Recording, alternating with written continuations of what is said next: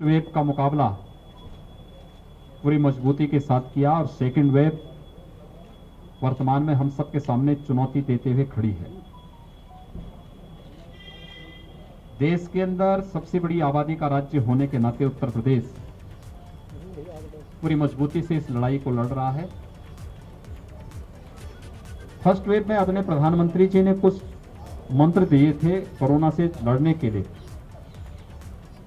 कि triple tree पर हमें ध्यान देना पड़ेगा, trace, test and treat. Early and aggressive campaign के माध्यम से हम इस लड़ाई को बहुत मजबूती के साथ आगे बढ़ा सकते हैं। फर्स्ट वेव में यह आशंका व्यक्त की थी विशेषज्ञों ने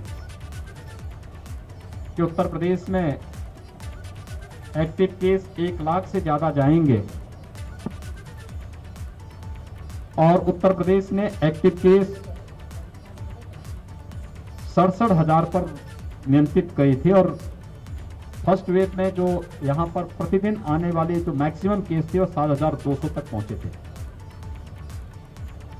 सेकेंड वेव जब आई महाराष्ट्र के अंदर, दिल्ली के अंदर, जब पॉजिटिविटी बहुत ज्यादा बढ़ गई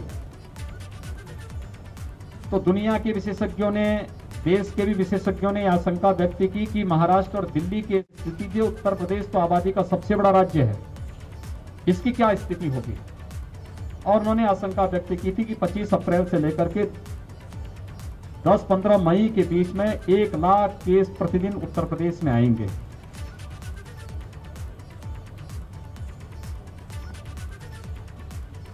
हमारी पूरी टीम ने, शासन ने, प्रशासन ने, जनप्रतिनिधियों ने, हमारे हेल्थ वर्कर्स ने, कोरोना वॉरियर्स ने, स्वयंसेवी संगठनों ने, आप सभी मिलकर के जो एक रिजल्ट दिया है, इसमें उत्तर प्रदेश के अंदर एक दिन में सबसे अधिक पॉजिटिव केस आने वाली जो तिथि थी वह थी 24 अप्रैल, जिसमें 38,055 केस आए थे। हमारे यहाँ जो सर्वाधिक एक्टिव केस जिस तिथि को पहुंचे थे वो 30 अप्रैल थी, जब 3,10,000 एक्टिव केस उत्तर प्रदेश में थे। और आज जब हम 16 मई में हैं, 16 मई को 24 घंटे में जो पॉजिटिव केस आए हैं वह आए हैं 10,600 और एक्टिव केस वह घट करके अब आए हैं 1,63,000 तक। यानी हम लोगों ने पिछले 15 दिनों के अंदर एक्टिव केस 1,47,000 से अधिक एक्टिव केस उत्तर प्रदेश के अंदर कम हुए हैं। Trace, test and test treat की इस मंत्र को अपना करके हम लोगों ने इसी कार्यक्रम को आगे बढ़ा करके इस दौर, यानी प्रदेश देश के अंदर सर्वाधिक टेस्ट करने वाला राज्य है। आज 4.5 करोड़ टेस्ट कर उत्तर प्रदेश अपना पूरा कर चुका है और ये एग्रेसिव कैंपेन इस दिशा में उत्तर प्रदेश के द्वारा निरंतर चल रही है। पहला कोरोना पॉजिटिव जब यूपी में आया था तब हमारे पास टेस्ट की सुविधा नहीं थी। आज 2.5 से 3 लाख टेस्ट प्रतिदिन हम लोग कर सकते हैं। हमारे पास बेड्स नहीं थे। हमने फर्स्ट वेव में L1 फैसिलिटी के बेड की आवश्यकता थी, 1,16,000 तक उसे पहुंचाया था। L2, L3 की 23,000 तक हमने बेड्स पहुंचाए थे। लेकिन सेकेंड वेव में L1 फैसिलिटी के बेड की आवश्यकता नहीं थी, L2, L3 की फैसिलिटी की आवश्यकता पड़ी, तो हम आज 80,000 तक पहुंचा चुके हैं। फर्स्ट वेव में ऑक्सीजन की इतनी आवश्यकता नहीं थी, लेकिन सेकेंड वेव में ऑक्सीजन की आपूर्ति कई गुना ज्यादा बढ़ी। लोगों ने डिमांड की ऑक्सीजन की, जिससे पहली बार देश के अंदर ऑक्सीजन एक्सप्रेस भारत सरकार के सहयोग से चले। एयरफोर्स के जहाजों के माध्यम से ऑक्सीजन के टैंकर भेजे जाते थे, वहां से ट्रेन के माध्यम से मंगाए जाते थे। और आज हम लोगों ने हर जनपद में सरप्लस ऑक्सीजन तक उपलब्ध कराने में इस दौरान हम लोग सफल रहे हैं। लेकिन फ्यूचर की आवश्यकता को ध्यान में रखकर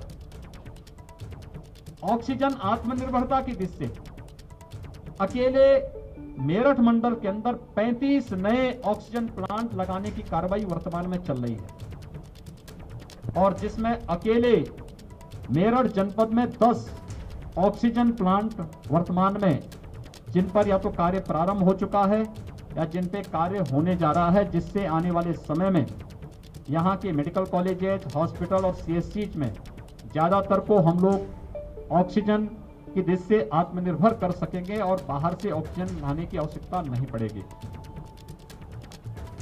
तो ऑक्सीजन कंसंट्रेटर भी हर एक जनपद को इस दौरान उपलब्ध कराए गए हैं।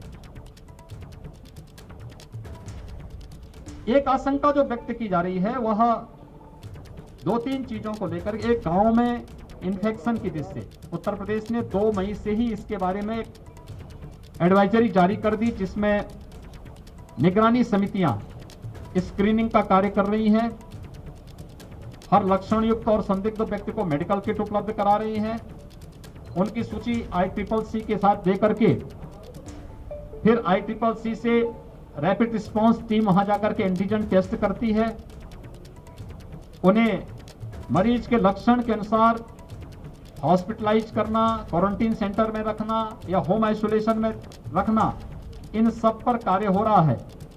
और एक एग्रेसिव कैंपेन वर्तमान में पूरे प्रदेश के अंदर 97,000 राजस्व गांवों की दृष्टि से लेकर के राज्य सरकार ने लिया है और यह अभियान हमारी 60,000 से अधिक जो निगरानी समितियां बनाई हैं, जिसमें 8 से लेकर के 10 सदस्य निगरानी समिति में हैं और 12,000 नगरीय क्षेत्रों में ये निगरानी समितियां वर्तमान में कार्य कर रही हैं।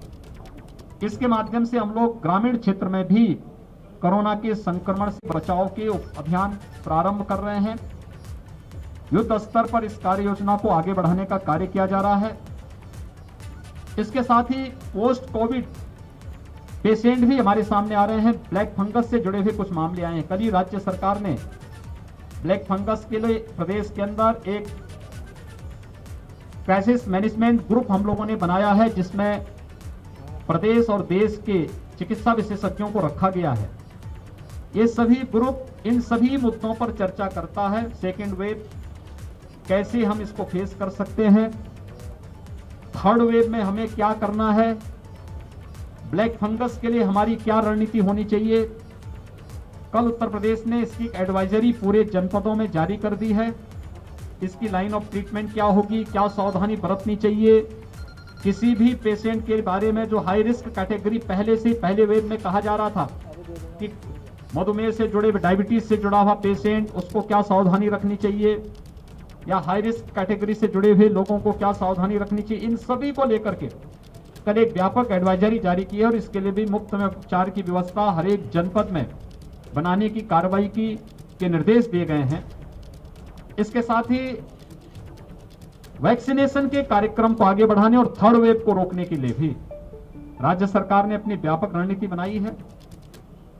45 से ऊपर के लोगों को भारत सरकार मुफ्त में वैक्सीन उपलब्ध करवा रही है और मुफ्त में वैक्सीन उपलब्ध करवाने की इस कार्रवाई के साथ प्रदेश में अब तक हम लोगों ने 1.5 करोड़ लोगों को वैक्सीन हम दे चुके हैं।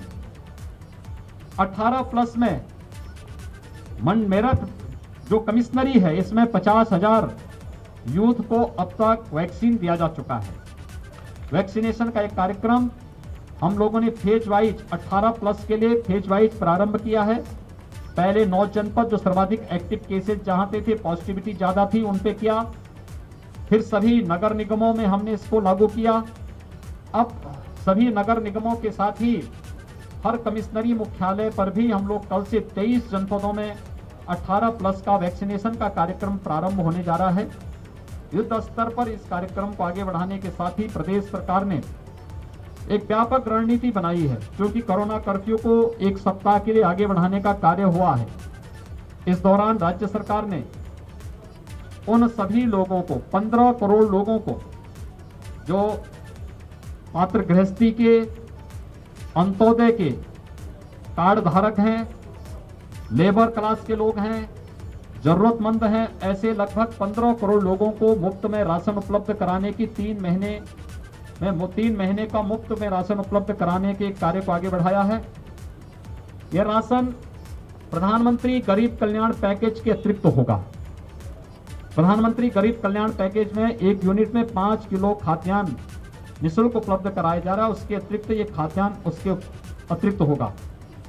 इसके अलावा स्ट्रीट वेंडर, रिक्शा चालक, ई रिक्शा चालक, जितने भी लेबर संगठित और संगठित क्षेत्र के जितने भी लेबर हैं, हमारे नाविक हैं, कुली हैं, पल्लेदार हैं, मोची हैं, नाई है, धोबी है, इन सभी लोगों को भी जो प्रतिदिन कमाते थे और उससे अपने परिवार की आजीविका चलाते थे, उनको भरण पोषण भत्ता भी देने की व्यवस्था राज्य सरकार ने कल इसको स्वीकृति दी है। और हर एक जनपद में हम लोगों ने इसके व्यापक योजना बना करके इसको लागू करने का कार्य किया है। थर्ड वेव को रोकने के लिए भी अभी से कार्य योजना हमारी प्रारंभ हो चुकी है। स्वच्छता, sanitization, fogging, high risk category को अवेयरनेस के लिए जागरूक करना और अवेयरनेस के व्यापक कार्यक्रम को आगे बढ़ाना। पब्लिक एड्रेस सिस्टम के माध्यम से लगातार लोगों में अवेयरनेस के कार्यक्रम को आगे बढ़ाने की कार्रवाई चल रही है। हर एक जनपद में, मेडिकल कॉलेजेस में, डिस्ट्रिक्ट हॉस्पिटल में हम लोगों ने एक व्यवस्था की है कि वहां पे एक पीडियाट्रिक का आईसीयू का निर्माण अभी से प्रारंभ हो जाए। उत्तर प्रदेश के पास इंसेफ्लाइटिस से लड़ने का अनुभव है। हम लोगों ने इसकी व्यापक कार्य योजना पहले से बनाई है। इंसेफ्लाइटिस में मौत के आंकड़ों को हम 95% कम करने में सफल हुए हैं और इस समय हम लोगों ने उसी तर्ज पर थर्ड वेव को फेस करने के लिए भी अपनी एक व्यापक रणनीति को आगे बढ़ाने का कार्य किया है। हमारी जो प्रदेश के अंदर विशेषज्ञों की समिति है और निरंतर इस पर कार्य कर रही है। भारत सरकार के मार्गदर्शन में, भारत सरकार के सहयोग से हम इसको भी नियंत्रित करने में सफल होंगे। मेरी आप सबसे भी अपील होगी कि इस महामारी से लड़ने में एक बहुत बड़ा रोल अवेयरनेस का होगा और मीडिया का बहुत बड़ा रोल हो सकता है पब्लिक अवेयरनेस में। हाई रिस्क कैटेगरी से जुड़े हुए लोग जो पहले चरण से ही, पहले फर्स्ट फेज से ही कहा जा रहा है कि फर्स्ट वेव के समय की हाई रिस्क कैटेगरी के लोग बाहर ना निकले, जिन्हें ब्लड प्रेशर है, जिन्हें शुगर है, जो कैंसर के रोगी हैं, जो हार्ट के पेशेंट हैं या किडनी के पेशेंट हैं, वे घर से बाहर ना निकले, घर में भी मास्क लगा करके चले। गर्भवती महिलाएं हैं, 60 साल से ऊपर के लोग हैं, 10 साल से नीचे के बच्चे हैं, कम इम्यूनिटी के लोग हैं, ये लोग घर के बाहर ना निकले। शेष अन्य लोगों को निकलना ही हो तो मास्क लगा करके चले, मास्क और 2 गज की दूरी का पालन करें। किसी वस्तु को छू रहे हैं तो सैनिटाइजर से हाथ साफ कर लें या साबुन पानी से साफ करें, हाथ साफ करें। इन सभी नियमों के बारे में अगर पब्लिक को हम अवेयर कर सकें, जागरूक कर सकें, तो एक बहुत बड़ा कार्य जो है कोरोना को रोकने की दिशा से और उसके चेन के संक्रमण की चेन को ब्रेक करने में हम लोग काफी हद तक सफल हो सकते हैं। देश की कोरोना के खिलाफ इस लड़ाई में आपके माध्यम से भी सभी लोग जागरूक हो सकेंगे। इस अपील के साथ आप सबको बहुत बहुत धन्यवाद।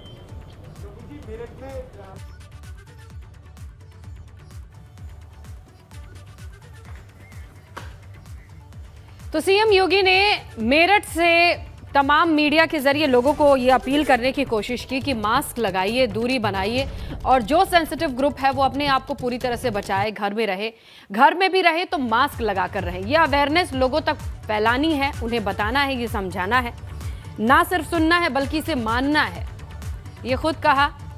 और इसके अलावा एक पूरा दौर फिर से बताया कि कैसे पहली लहर में टेस्टिंग की व्यवस्था नहीं थी, L1, L2 अस्पताल की व्यवस्था नहीं थी। आज मेरठ में भी ऑक्सीजन प्लांट हैं ताकि सुचारू रूप से व्यवस्थाएं की जा सकें तमाम लोगों के लिए।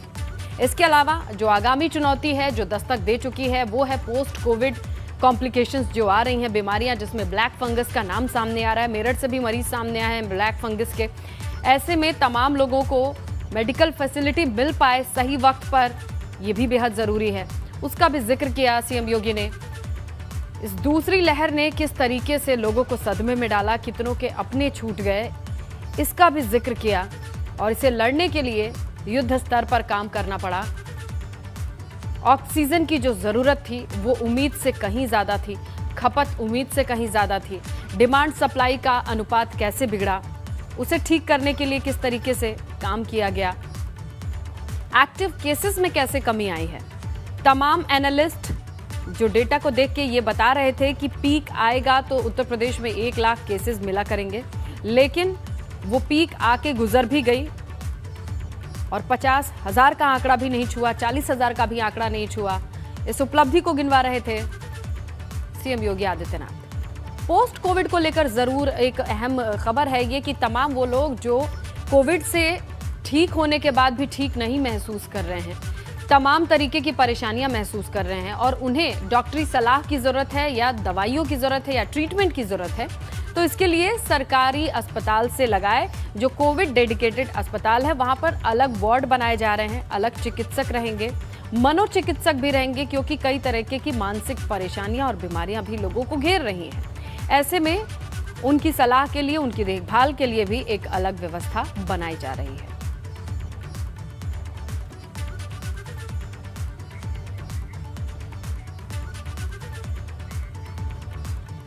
तो यूपी में लगातार कोरोना संक्रमण के नए केस कम हो रहे हैं। पिछले 24 घंटों की अगर आप बात करेंगे तो 10,682 नए कोरोना संक्रमित मिले हैं। 24 घंटे में मौत का आंकड़ा 311 है।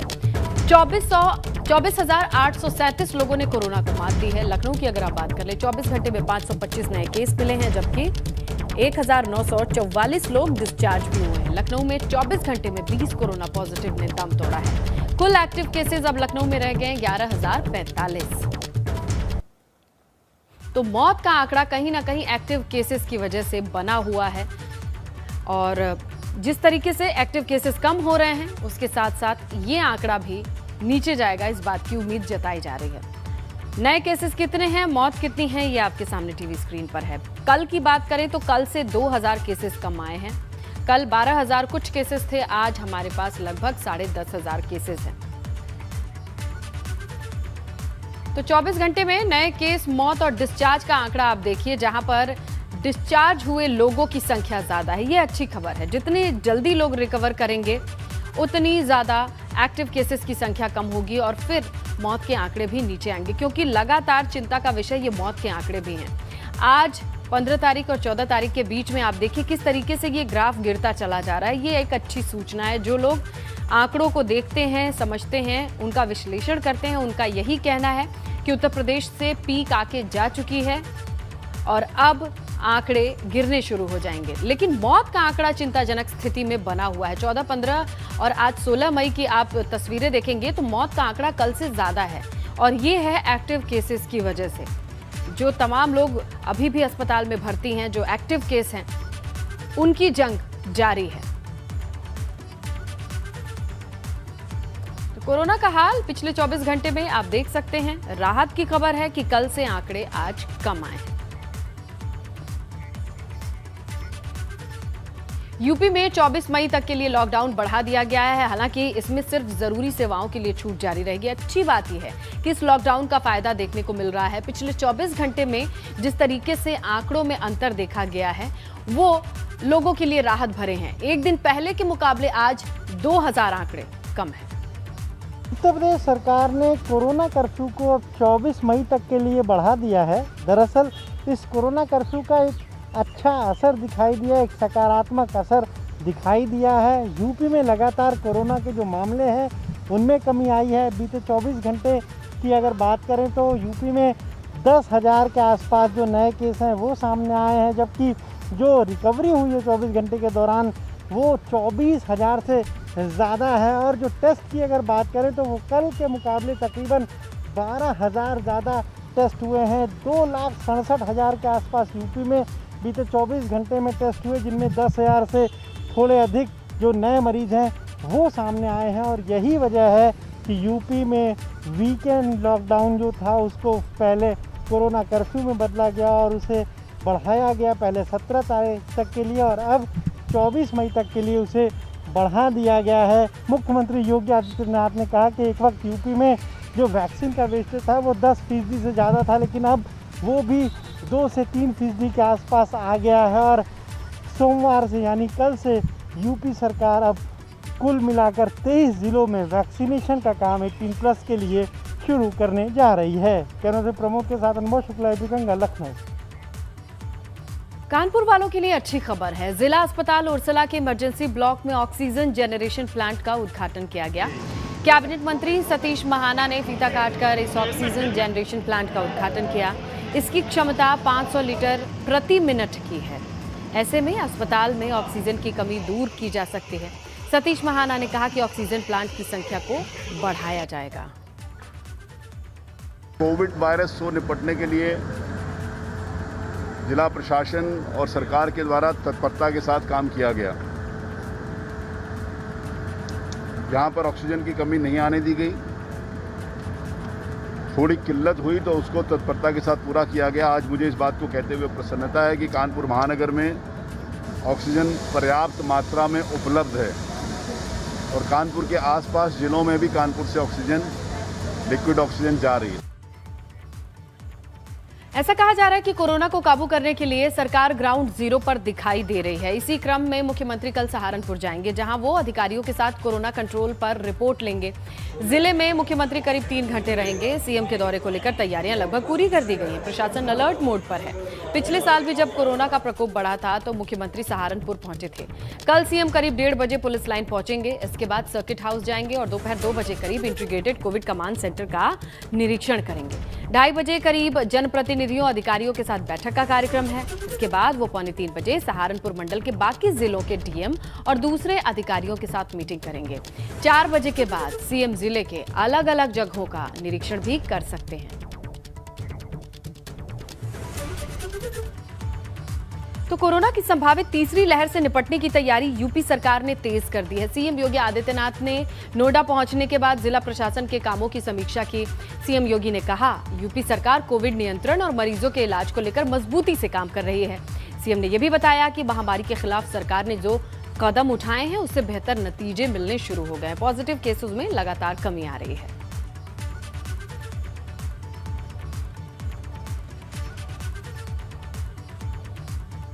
हम लोगों ने टेस्ट एंड ट्रीट के लिए अर्ली एंड एग्रेसिव कैंपेन पूरे प्रदेश के अंदर चलाया और उसका परिणाम हम सबके सामने है। अगर हम गौतम बुद्ध नगर जनपद की बात करें तो गौतम बुद्ध नगर जनपद में यहां पर 27 अप्रैल को 10,000 से ज्यादा पॉजिटिव केस आए थे और आज 400 से कम है। एक अभियान पूरे ध्यान को लेकर के हम लोगों ने वो किया है और उत्तर प्रदेश के अंदर 24 अप्रैल को 38,055 पॉजिटिव केस आए थे। 30 अप्रैल को प्रदेश के अंदर सर्वाधिक एक्टिव केस थे, वो थे 3,10,000। आज उत्तर प्रदेश के अंदर पिछले 24 घंटे के अंदर जो पॉजिटिव केस आए हैं वो 10,600 हैं और एक्टिव केस अब प्रदेश के अंदर घट करके 3,10,000 से घट करके अब 1,63,000 पे आ गए। भारत सरकार के सहयोग से राज्य सरकार की मशीनरी ने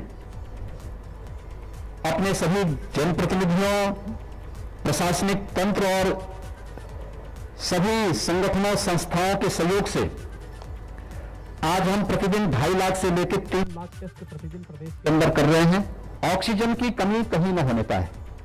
ऑक्सीजन के लिए हम भारत सरकार के आभारी हैं कि ऑक्सीजन एक्सप्रेस और एयरफोर्स के विमानों के माध्यम से आज ऑक्सीजन की आपूर्ति प्रदेश के अंदर और देश के अंदर की जा रही है। लेकिन इसके साथ ही गौतम बुद्ध नगर जनपद में 3 नए ऑक्सीजन प्लांट भी स्वीकृत हुए हैं जो ऑक्सीजन की आपूर्ति में आत्मनिर्भरता की दिशा में इस जनपद को आने वाले समय में ले जाने में सफल होगा। ये कार्य प्रदेश के अंदर लगातार आगे बढ़ रहे हैं। तो ये सारी बातें नोएडा दौरे के दौरान सीएम ने कही। हम रुकेंगे एक ब्रेक के लिए। खबरों का सिलसिला जारी है, बने रहिए एबीपी गंगा के साथ। ब्रेक के बाद फिर से रुख खबरों का, जहां अलीगढ़ के मडराक टोल प्लाजा पर आग का तांडव देखा गया। आग एक ट्रक में लगी जो आगरा की तरफ जा रहा था। धीरे धीरे आग ने टोल को भी चपेट में लिया। ट्रक में चीनी लोड थी और देखते ही देखते कैसे विकराल रूप लिया इस ट्रक ने, आसपास टोल बूथ को भी जलता हम देख सकते हैं। हालांकि गनीमत रही कि वक्त रहते टोल कर्मचारी वहां से निकल पाए, वरना तस्वीरें वाकई भयानक हैं। एक ट्रक से किस तरीके से पूरा टोल बूथ भी आग के हवाले हो गया। बताया जा रहा है कि इस ट्रक में चीनी थी।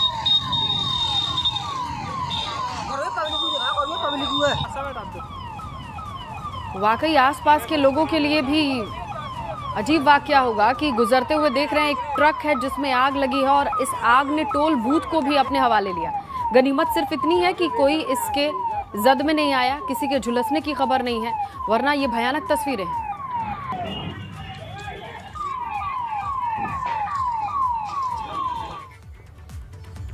यूपी पुलिस पर हमले की एक और खबर सामने आई है। इस बार मुरादाबाद में बदमाशों ने पुलिस पर फायरिंग किया है, पथराव किया है। इस घटना में कुछ पुलिसकर्मियों के घायल होने की भी बात सामने आ रही है। बात यह है कि सट्टे की सूचना पर कटघर पुलिस 10 सराय इलाके में दबिश देने गई, लेकिन तभी बदमाशों ने पुलिस पर ही हमला बोल दिया। स्थानीय लोगों ने बताया कि इस दौरान दोनों तरफ से कई राउंड फायरिंग हुई। आरोपी के परिवार का कहना है कि पुलिस वालों ने घर की महिलाओं से मारपीट की, पैसे भी लूटे।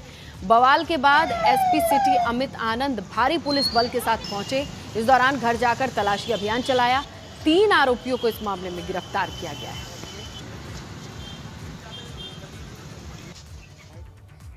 अंतर्गत चौकी दसराई में जुआ और सट्टे की सूचना थी। इसमें पुलिस टीम को भेजा गया था। कार्रवाई के दौरान इन पर पथराव और गोली चलाई गई। इसमें तुरंत रिइंफोर्समेंट भेजा गया। मौके से 3 अभियुक्तों को हिरासत में लिया गया है। इसमें जांच की जा रही है। यहाँ पे सर्च और कॉर्डन ऑपरेशन अभी चलाया गया।